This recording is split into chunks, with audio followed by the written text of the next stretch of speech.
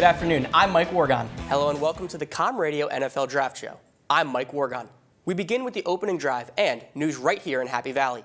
Former Penn State basketball forward Ross Travis has declared for the NFL Draft per the team. There's a big buzz here in Chicago with the draft here. It's the first time in 51 years that it's been here. I'm right across from Grant Park now, where the third day of the NFL Draft will be held. You mentioned those 8 Penn State players. One in particular, Mike Cole, has some big shoes to fill. You'd think all the snow and cold we've had here in Center County would bring more skiers and snowboarders to Tussey Mountain. But it's actually been the opposite. Reporter Taylor Basacki has the story. On film, it appears Mike Cole hits pretty hard. We came to Haluba Hall to see for ourselves. He does. The other big story we're continuing to follow is the fraternity Facebook scandal. Some Penn State students plan a protest in just a few minutes at Old Main against KDR. In the meantime, the frat house itself became a target. While the shift can be effective, there are some ways around it, like a left-handed hitter bunting down the third baseline when the fielders are shifted over to the right. This could lead to an easy hit if executed properly. Michael Riley was a healthy Division I athlete competing at the highest level on the tennis court. Then, last winter, he felt a pain in his side. About January, I started having some pains. And I got them checked out and throughout the whole spring, and I knew it was getting worse and worse and worse, and the pains were getting worse. So by about May, I went to the doctor and tried to figure out what the next plan was. Doctors found he had kidney disease. The next step was to remove one of Riley's kidneys. To me, it wasn't really that much of a setback. I knew I had to get through it. I was just looking forward to the future rather than saying, I can't believe this happened to me. But Riley was unable to play tennis or even get his heart rate up for 8 weeks following the surgery. Coach Jeff Zinn says his comeback since the surgery is remarkable. I like to say it's a medical miracle. You don't hear of many guys, especially in tennis, let alone any athletic sport, that has to have a kidney removed and come back and can play at such a high level that he is.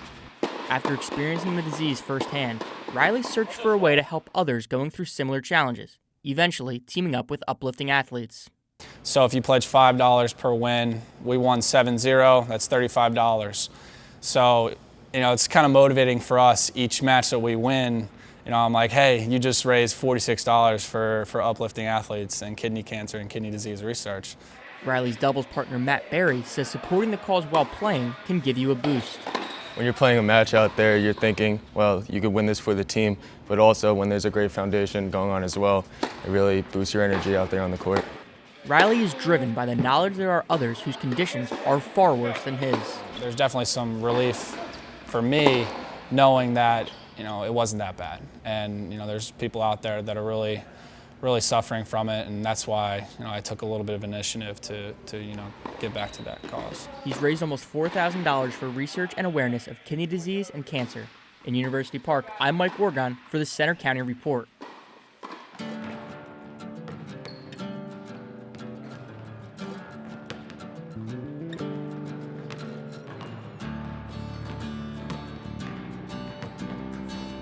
It's almost a part of who I am. I think I want to say that, I love going out and playing like everybody else does. I think that's what's so great about it. Started whenever I was, I'd say 6 or 7 years old, and for some reason there was something about going to a gym whenever I was 8, 9, 10 years old that seemed to really stick with me, and I don't know what exactly it was about basketball, so I kept growing up and going to watch all the games, whether it's high school or junior high or my brother or anybody, and there's just something about it that clicked from that certain age and that certain time that I loved about it.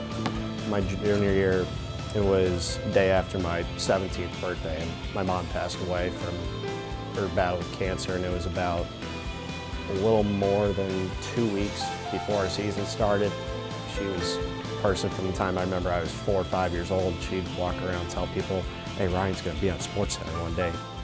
48 years of life just gets summed up into one piece of newspaper clipping. When people go through the newspaper the next day and they see just this little clip in there, and that's all they know about her life, and that's not the whole story of it, though. I used it as kind of almost knowing that she's watching over me and trying to remember everything that she was, and just keeping it there and almost like a little bit of a watching over almost.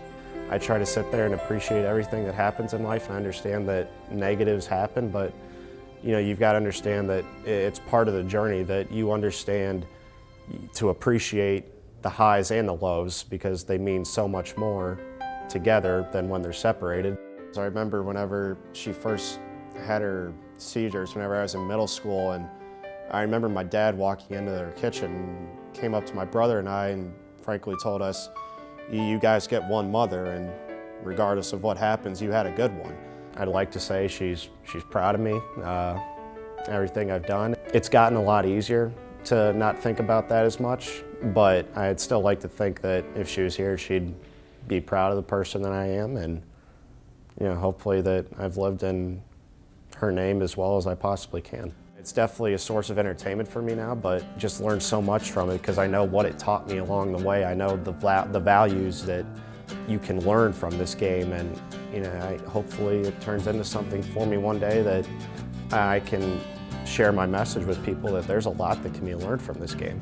Whenever I think about what we went through my junior and my senior year, it's the same thing I went through with my mom, that would I love to have her here? Yes. Would I have loved to go to a state championship game? Absolutely.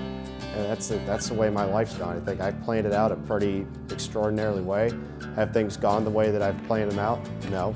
But I've come out stronger and a better person because they haven't gone the right way. Coming out of Canon McMillan High School, Mike Hull was rated by Rivals.com as the 7th outside linebacker in the country.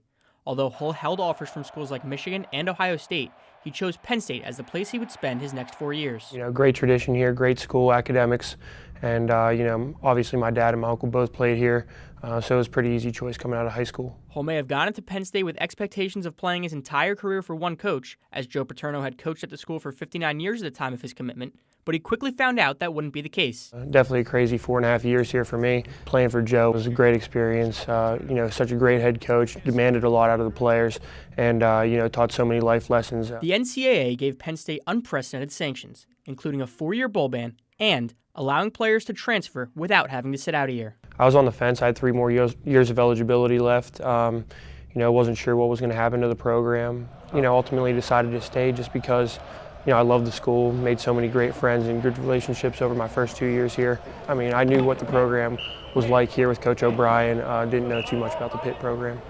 Hull stayed at Penn State, and over the next 3 seasons was one of the team's most productive linebackers. Midway through his senior season, he was rewarded for staying, as the NCAA removed the sanctions imposed on Penn State, allowing them to play in a bowl game. At that point, we were pretty excited. It was just great to come out on top with a win in the Pinstripe Bowl in Yankee Stadium. While many would crumble under the adversity, Hull used it as an opportunity to get stronger. I think just all the turmoil helped develop me more as a person, taught me a lot of life lessons that, you can never get complacent. Just whenever you think everything's going great, life throws a curveball at you, so you have to adjust. Despite everything that happened here, I was lucky enough to have my career play out how I would want it to. With his college career now over, Hull turns his attention to the NFL draft and attempts to live up to the reputation of playing at linebacker U. There's been a great legacy, a lot of great players to come before me. I just try to take it one day at a time and improve my skill set every single day.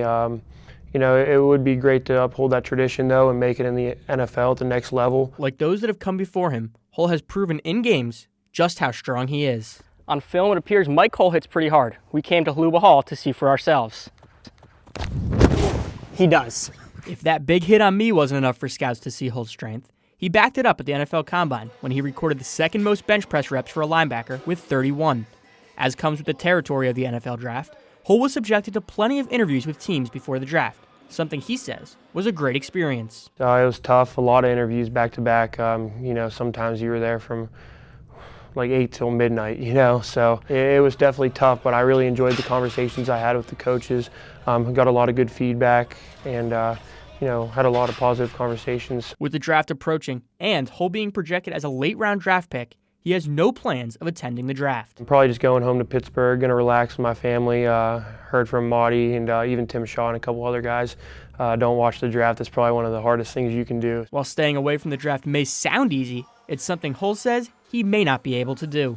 It'll be hard. I'll probably, even if I'm not watching on TV, I'll probably be checking my phone a little too much. At just 6 feet tall, Hull has been told his whole life that he's too small to play the linebacker position in the NFL. While the team that drafts Hull might not get the biggest player, according to him, they will get the hardest working. They're going to get a guy that brings his lunch pail to work every single day, goes after it, reliable, dependable, always plays with a chip on his shoulder because he feels like he has something to prove. And you know, that's pretty much me in a nutshell. Reporting in University Park, I'm Mike Wargon for the Center County Report.